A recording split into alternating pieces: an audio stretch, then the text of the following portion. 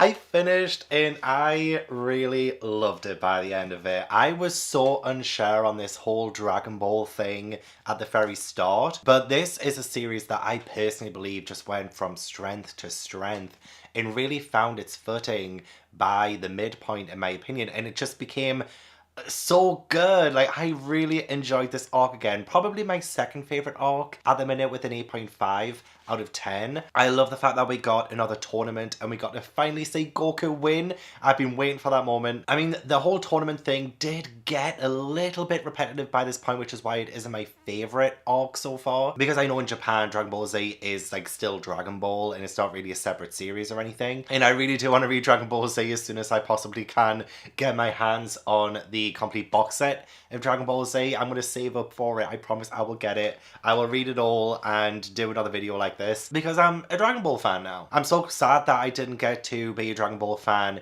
when Akira Toriyama was alive, but I'm here now and better late than never. I love how at the very start of this arc we have bloody Goku getting trained by like God, by Kami-sama, and I'm just like, how can Goku get more powerful? How can he get stronger than what he already is now? And this story just keeps surprising me. Like, how much more stronger can you get? God, obviously. Like, God is the ceiling, I guess. And it was a little bit weird as well how this God, this Kami-sama, was like Piccolo, or at least I'm trying to wrap my head around it, but I think it was like this evil worm kind of thing that had to be expelled out of Kami-sama, and that was the only way that he could become God, and that like worm, that evil part of him, was like the Demon King Piccolo, and that's kind of how that whole thing happened. I would like to watch the anime. I think that will help maybe fill in some blanks that I might have missed while reading, and just to understand some of the things a little bit better too. And I think seeing the fight actually happen too will be epic. But yeah, it was a bit of a surprise to see a sort of image of Piccolo being God, or like Kami-sama. And Mr. Popo as well, that whole exchange was pretty good. And I'm still always so surprised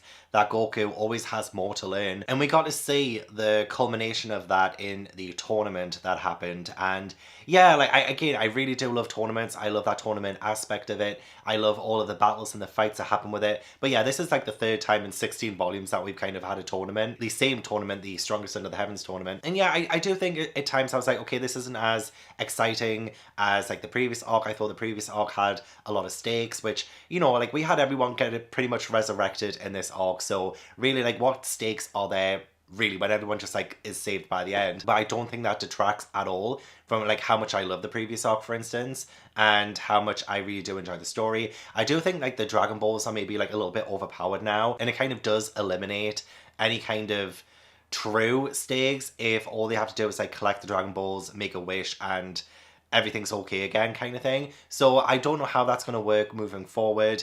Just when I think that, oh, it's never going to work again, we have the dragon get resurrected. And I'm so glad everyone did get resurrected though, because I was so sad. I'm so glad that Kuririn, for instance, is resurrected. Oh god, I missed him so much. He did not deserve to die. But nonetheless, I will be keeping my eyes out for whatever happens in Dragon Ball Z, if we do even have the Dragon Ball element anymore, or if it's just like name alone. So Goku was trained for 3 years. 3 years later, he's tall.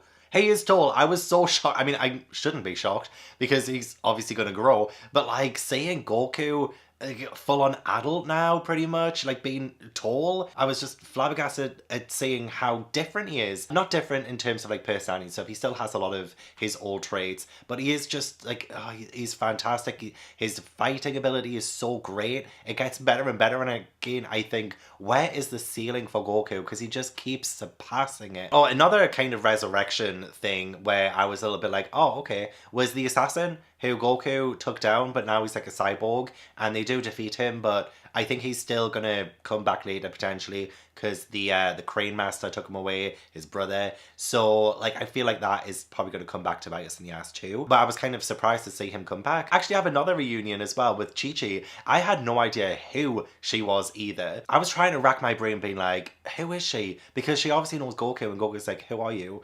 And I'm like, who is she? Who is she? So when that fight with Goku and Chi-Chi happens, and we finally find out, I was like, oh, of course. Of course. And then the fact that he is betrothed to her as well, is so funny to me. The fact that he's like, oh wait, yeah, hang on, I did say that. I did say that I would take whatever your dad would give me, which was her hand in marriage. So that was like really comedic. I'm kind of interested to see where that's going to go now. Like, are they going to be a thing? Is that just like a comedic thing? I don't know. But that was really funny. Oh, I was really proud of Kieran as well during his fight to know when to give up. And I think it takes a lot of strength to know your limits. So even though I kind of knew like the last battle would be between Goku and Piccolo Jr., that Kieran wouldn't make it too much further. So like him actually being like, yeah, I can't go any further, I'm out kind of thing. That was like really good. I really liked that. And it just showed so much more progression with his character too. Like the character arcs of all the characters from the first volume to now, or whenever we first met them, is amazing. And Kieran is definitely someone who I think has come such a long way. Despite being dead for an entire arc, he still just continues to surprise me as well. I'm not surprised that Yamcha still has a lot to learn too. Like, he always seems to underestimate people, and every single time he's in a tournament, he gets to like the last like 8 and doesn't really seem to be able to progress after that. So it'll be interesting to see if maybe in Dragon Ball Z he becomes a lot more stronger. I was shocked during the whole like Shen and the Piccolo Jr. fight and find out that Shen was God, aka Kami-sama. So it does make sense that Yamcha wouldn't get further than him.